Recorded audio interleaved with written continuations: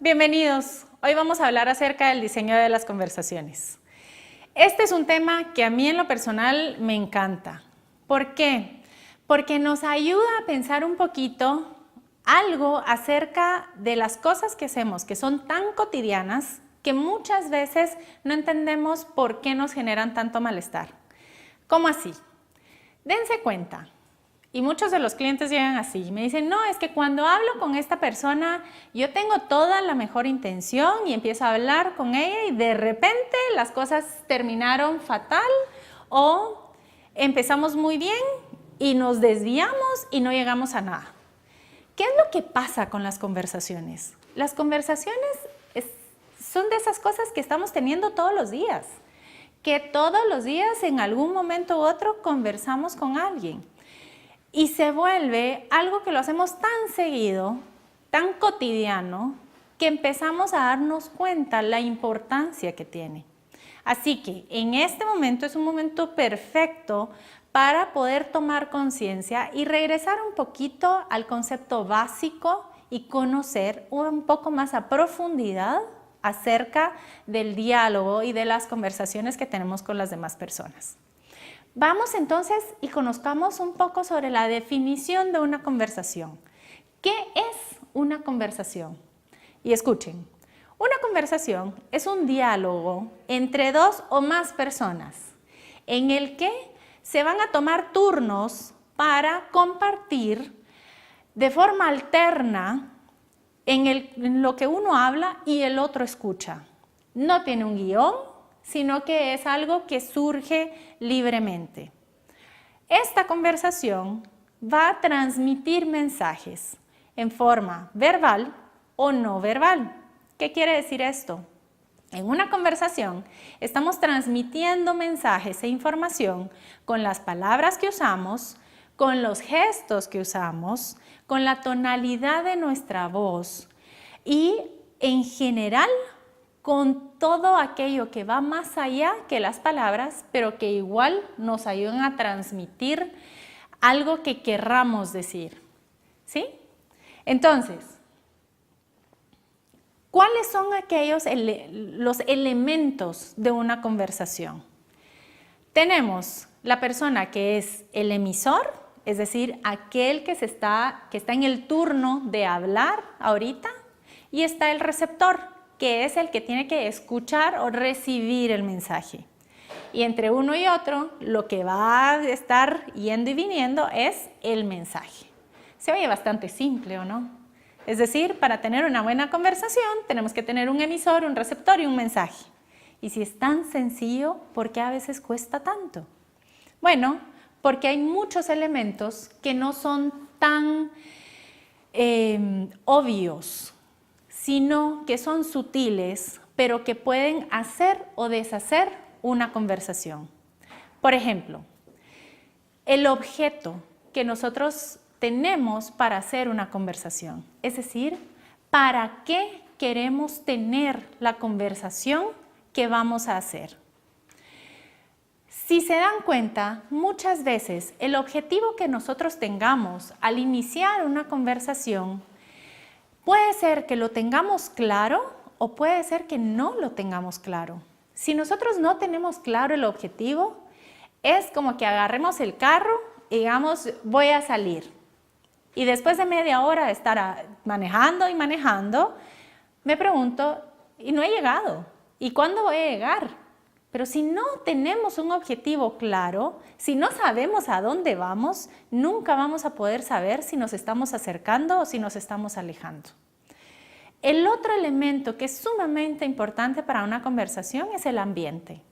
¿En qué entorno estamos? Si nosotros queremos tener una conversación importante, seria, de repente una conversación en la que la dificultad está en expresar algo de nuestra vulnerabilidad, y nos vamos a un restaurante a hora pico donde todos están platicando y donde sentimos que las personas se nos quedan viendo, definitivamente esa conversación no va a tener el resultado que nosotros hubiéramos querido tener. Si, por ejemplo, nosotros queremos tener una conversación en la que vamos a expresar un estado emocional, en el que nos vamos a abrir así, pero resulta que por cuestiones de lugar yo quedo aquí y el receptor queda del otro lado, en ningún momento se va a poder acercar conmigo a tomarme de la mano o a mostrar de esa forma su apoyo. ¿Qué es lo que va a pasar conmigo? Si yo lo siento lejos, es que yo me voy a sentir sola en esa conversación. Así que el ambiente y el entorno en el que estamos también afecta en una conversación. La emocionalidad. Esta es una parte sumamente importante cuando hablamos del diseño de las conversaciones. ¿Por qué? Porque hay una relación entre los pensamientos y las emociones, ¿sí? Hay algunas emociones que evocan pensamientos específicos. ¿Y no les ha pasado que de repente están platicando con alguien y se topan con que a media conversación empezaron a sentir algo? Puede ser que empezaron a sentir algo de molestia, usemos eso para el ejemplo, e inmediatamente vinieron a su cabeza los recuerdos que les traen esos momentos en el que esa persona los hizo sentir mal. Eso es algo que nos puede hacer que la conversación se desvíe automáticamente. ¿Por qué? Porque el estado emocional con el que nosotros vamos a establecer una conversación puede alterar aquello que nosotros querramos transmitir. Si nosotros, por el contrario, decidimos que no le vamos a dar entrada a la emocionalidad en una conversación, creo que sería una de las conversaciones más aburridas y robóticas que habría. Una buena conversación es aquella en la que el mensaje logra transmitir el contenido, la información necesaria, pero además logra transmitir el afecto que queremos enviar. Otro elemento que es importantísimo es tener la claridad. ¿Cuánto tiempo tenemos para esta conversación? ¿No les ha pasado que de repente tienen una reunión y tienen de una hora, qué sé yo, un espacio de una hora? Y a los 45 minutos se dan cuenta que la chachalaqueadita, como decimos aquí, ya nos tomó más de la cuenta y nos quedan solo 15 minutos para hablar todo lo que era importante y empezamos a correr, a tratar de recordar las cosas y a tropezarnos con las palabras que queremos hacer. Tomar en cuenta el tiempo que necesitamos para la conversación y hacer ese tiempo en la agenda también es un paso importante en los elementos del diseño de conversaciones. Uno que es que es clave y que muchas veces sirve poder platicarlo con alguien o sirve meterle un poquito más de trabajo antes de la conversación es la claridad. Si yo puedo en una frase con brevedad y con simpleza expresar lo que yo quiero decir, tenemos claridad. Pero eso es fácil decirlo y no tan fácil hacerlo. Y por eso es que a veces requiere un poquito de trabajo. Por ejemplo, ¿les ha pasado que quieren hablar con alguien porque están sintiendo algo, pero no muy saben cómo decirlo y cuesta un poquito ponerlo en palabras? Y entonces para poder decírselo a esa persona, voy a empezar y le voy a dar ejemplos de otras situaciones o le voy a dar ejemplos de cosas que vi, ¿sí? O peor aún, si en la conversación que nosotros queremos tener, en lugar de hablarlo con esa persona, voy a buscar a alguien más, ¿sí? Y se lo voy a decir a él porque de plano esa persona se lo va a contar y empezamos a hacer triangulaciones que lo que hacen es que le dan una complejidad a la conversación que lo menos que ayuda es que sea efectiva. Solo la complican y le empiezan a poner un montón de obstáculos que a la hora de la hora van a hacer que la conversación no sea realmente la mejor que haya podido tener. ¿Han escuchado esto de estamos jugando a teléfono descompuesto? Bueno, por algo existe esto. ¿Por qué? Porque si nosotros no tenemos la claridad específicamente de qué es lo que nosotros queremos transmitir, vamos a empezar a utilizar otras vías que lo que van a hacer es que van a dar lugar al malentendido. Y el malentendido es uno de los elementos también sumamente importantes en una conversación. El malentendido viene de cajón. ¿Por qué? Porque como lo vimos en el video anterior, somos observadores distintos. Lo que yo estoy hablando es de lo que yo estoy observando. Y de entradita, yo ya sé que lo que mi observador está viendo no es lo que el observador del otro está viendo. Así que desde ahí ya tenemos un malentendido. Además, las palabras que yo uso significan para mí lo que yo les he dado como contenido durante toda mi vida. Pero esa definición no va a ser exactamente igual a la que use la otra persona. Así que desde esas palabras nosotros sabemos que ya tenemos posibilidad a que surja el malentendido.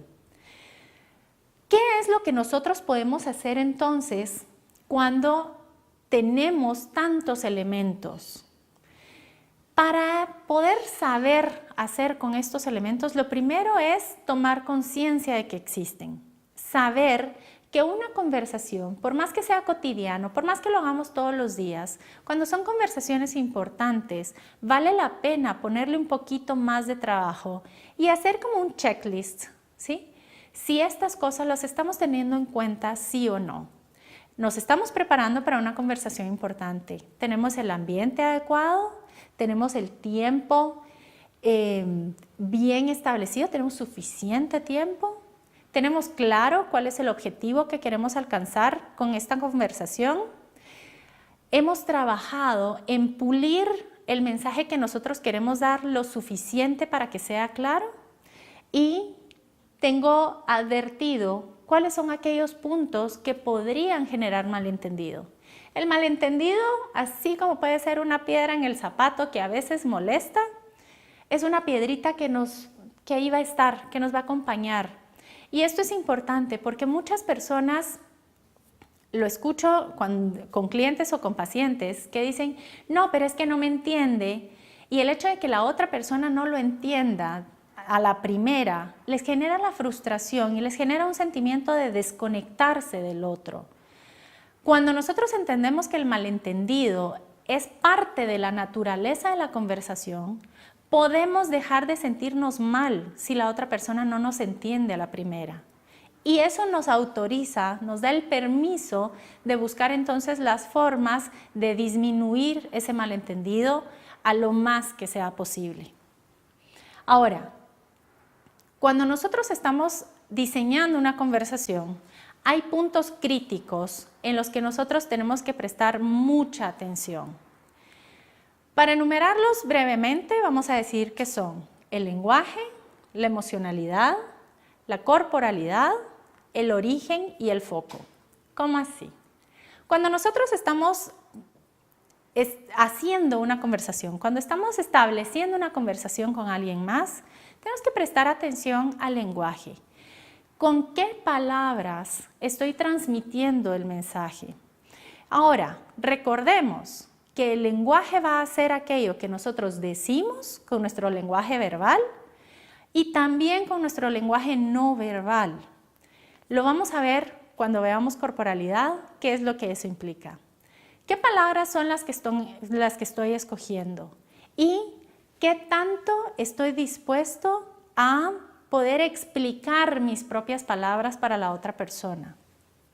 Cuando estamos hablando de la emocionalidad como un punto crítico, es nuevamente tomar conciencia. ¿Cuál es mi estado emocional en este momento? ¿Esta conversación está generando alguna respuesta emocional en mí? ¿Y cuál es esa?